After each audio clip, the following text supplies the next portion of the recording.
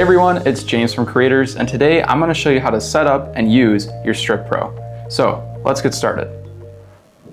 Alright, so first we're going to start off by assembling our grids. So all you got to do is just lay these out in a 2x3 pattern. So we'll do 2 like this, and then just keep moving these grids like so.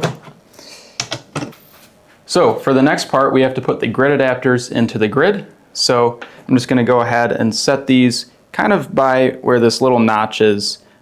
Maybe go like a couple grid spaces over and then about 2 up from there.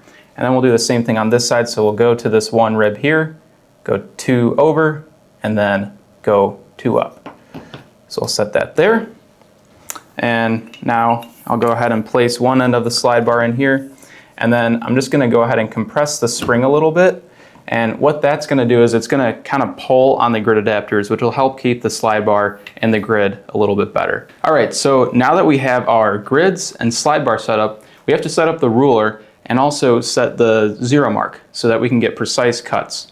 So all we're going to do for the ruler, it's really simple. So there's these 2 black bushings on the slide bar. So we're just going to slide them both towards me or closest to you when you're doing it. And then we'll take the ruler.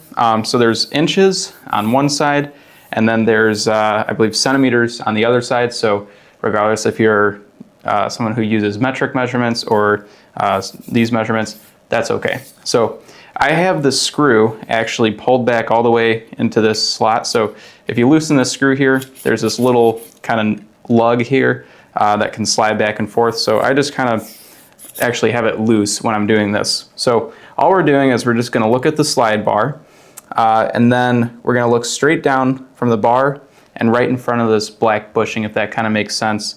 And we're just going to insert it right there. So that makes it easy to find the 0 mark and also which grid to have this in, so everything's nice and neat. And when you're going to use the Strip Pro, I'll show you real quick. We'll have just 1 bushing at the end down here, and then that way when it's set up like that, the cutting head's going to stop right before the ruler so you don't damage it. So now what we're going to do, we can leave the Strip Pro cutter handle on here, but we're going to take the oil well and the ruler stabilizer that's included with the Strip Pro, and we're just going to drop this down into the grid.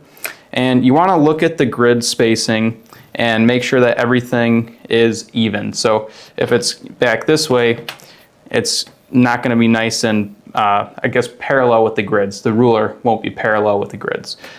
So we'll just go and find where that spot is, and then we'll put the ruler stabilizer on the other side. So now this is locked in. One important thing is to not forget to tighten this red screw here, because then that way this ruler is going to be locked in place. So next what we're going to do is we're going to pull the cutter towards us, and there's 2 screws on this cutter. So there's this black screw on one side.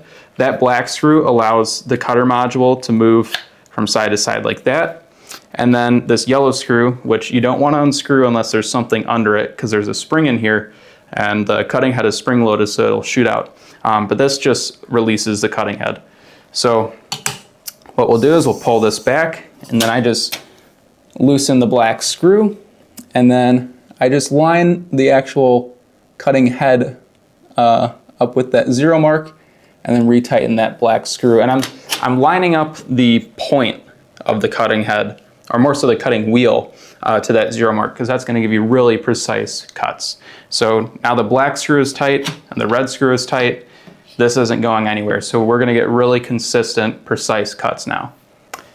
All right, now that we have the 0 mark set up, we're ready to start cutting.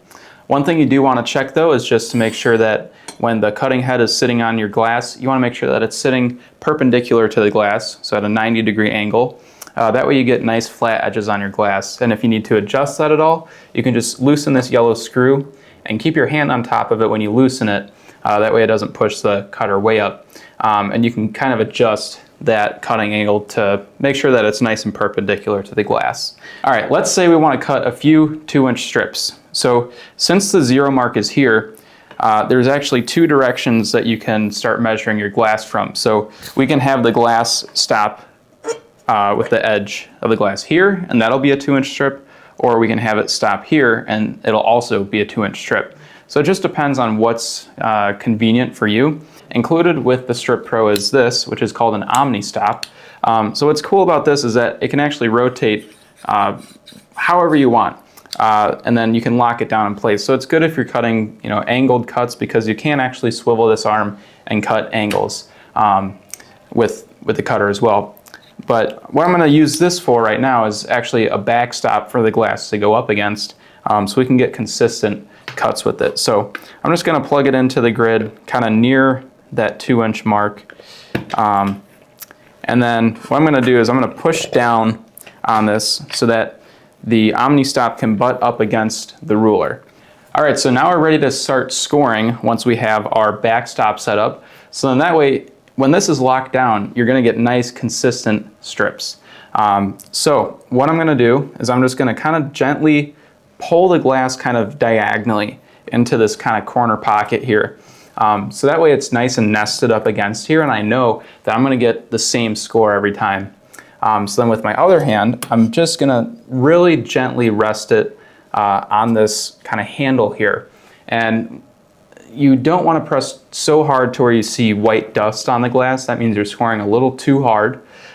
You just want to push down hard enough so that you can hear it score.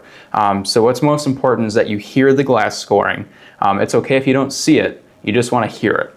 So I'm just going to bring it right to the edge of the glass, apply a little pressure. You can hear it scoring now. And there we go. So now we'll go ahead and run our score. There we go, we have a nice 2-inch strip. So if you want to save yourself a little bit of time, we sell these things called speed balls, and I'll show you how those work. So these are the speed balls. These are going to really speed up your glass cutting process because your glass won't have to leave the grid in order for you to run your score.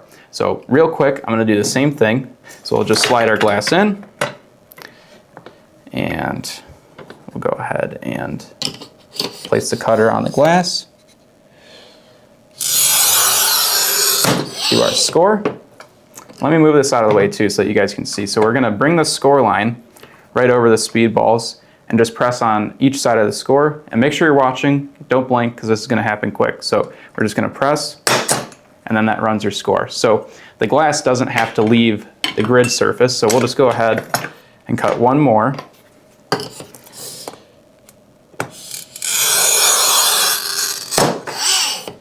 So same thing, bring it over here. There you go. So it really speeds up your cutting process. And now you can see we have 3 perfectly even strips. So there we go.